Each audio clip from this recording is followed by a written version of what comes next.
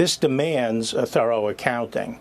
I think the public interest demands that they assure people of the integrity of this investigation and the fairness of the final decision. And they have a good opportunity to do that with Chairman Comer's committee. We know who that is.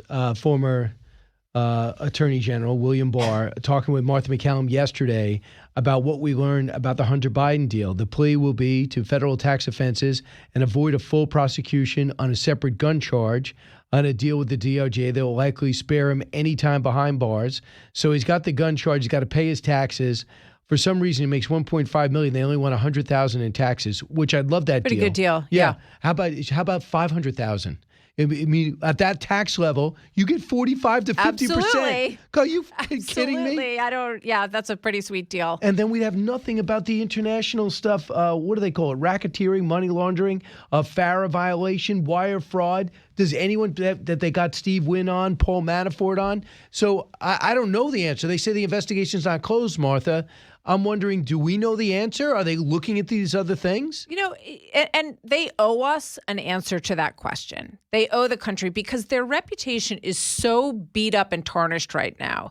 The fact that they have this kind of cavalier, I would say, attitude about what they do and do not need to share or bring people in on. Now, I understand you're doing an investigation and you have to keep some things close to the vest, but I think if we were to hear from the Department of Justice, you know, just in terms of the parameters, you know, this is the first situation that we've dealt with, these two tax violations and the gun violation. However, the investigation into the ties to these companies while his father was the vice president of the United States is ongoing. Remember this.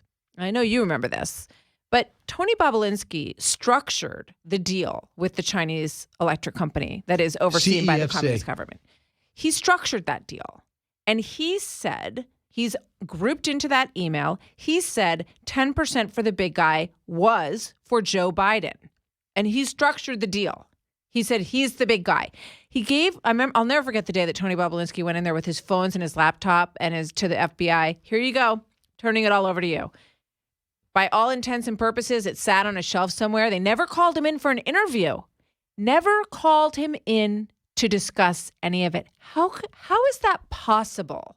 How is that possible? Same way they held on to the laptop for a year. No, it is so, they should be bending over backwards to make it very clear to the American people, because when you have a 49% number of people who think these investigations are political, you've got a problem in this country. They should be bending over backwards to demonstrate that they are pursuing every lead in this story and that nobody gets off the hook, because you can't come out and tell us, like Jack Smith did the other day, that everyone is equal under the eyes of a law, and then not even interview Tony Bobulinski at the FBI? Please explain to me how that is even possible. Well, that's why so many people are whistleblowers and they got retribution back at them. And we have other people who go in and transcribe their discontent, and they're marginalized and we're told they're 1023s, which is what they dictated to the FBI agent, don't exist. When they finally do exist, they're so redacted. James Comer said 50% of it was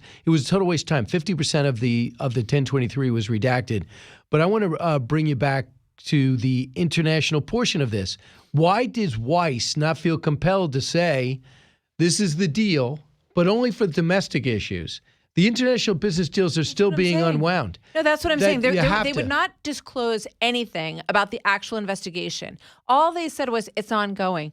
Well, can you please explain what parts of this investigation are done and what parts are continuing? And David Weiss is a Trump-appointed Delaware judiciary. So, I mean,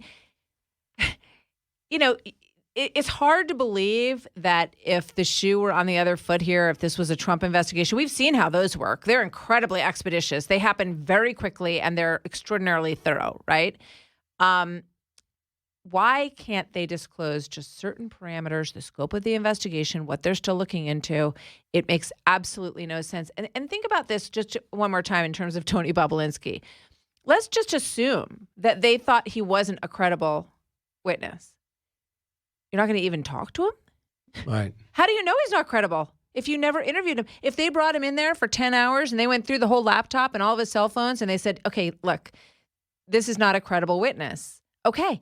They didn't even talk to him. So, it just, there's no other way to read it than that they don't want to know. They don't want to know. I think that poll that came out by CNN that said that most people believe that he should be prosecuted, Donald Trump, but 70% believe it was politically motivated. That's one of my favorite polls recently. It's like, yeah, go get him for sure. And, nail him to the wall, and we don't care if politics are involved. That's what those polls say. It's a very scary situation. So here's the exchange on MSNBC to the question we're discussing right now with Hunter Biden's attorney, who believes this whole thing is now closed. Cut 6. Do you have any idea if Hunter Biden's laptop had anything to do with this investigation? Was it used?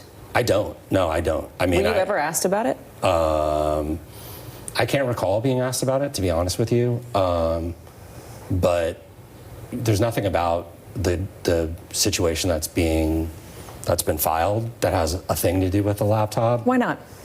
I don't know. You'd have to ask the prosecutors. The Republicans will say the laptop has tons of proof that there was that Hunter Biden participated in corruption, that there's financial proof that President Biden and Hunter Biden were connected in the gains that were made overseas by Hunter Biden. Have you ever seen any proof of that? No, I know. I mean, again, I've seen people wave various random emails around.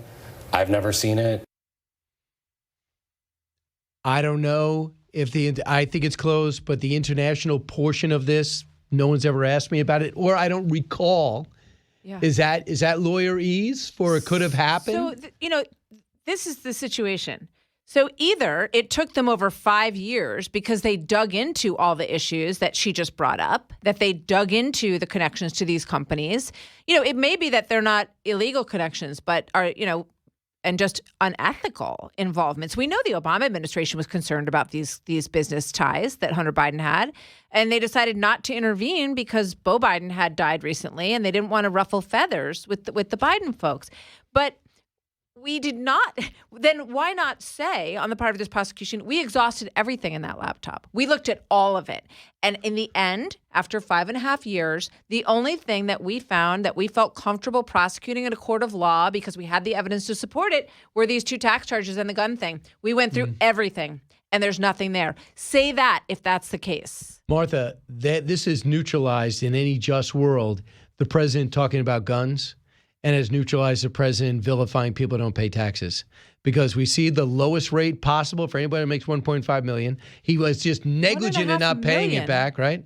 Yeah, and then negligent. We also know $5 million here, $10 million here. Where is this money? And the other thing that I find anti-American to the nth degree, when you do this deal for $5.4 million with CEFC, which is an arm of the Chinese government, you do a deal in the Congo for lithium, knowing they're using child labor, and lithium is a rare earth component of the batteries you're making all of us buy in this country while shelving the combustion engine. So now you helped make the Belt and Road program go right through the Congo, and you financed it, the former vice president's son and the future president, knowing he's running for office.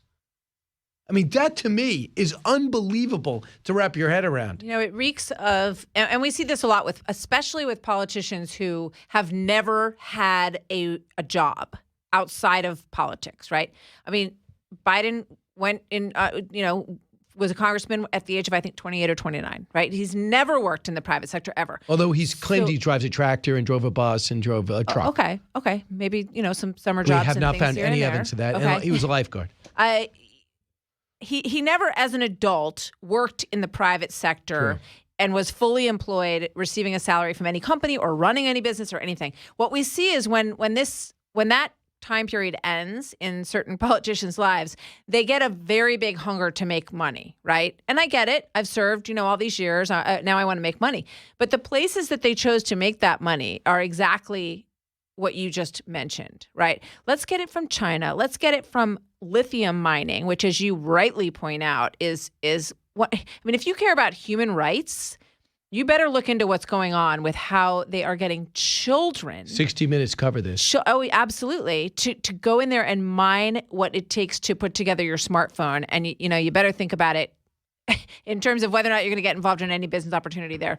So it's appalling to overlook this and to not at least tell us, please just tell me that you exhausted every single part of this story and this investigation. And then you determine that there was absolutely, look, although it might look bad, there's nothing illegal here. Tell me that.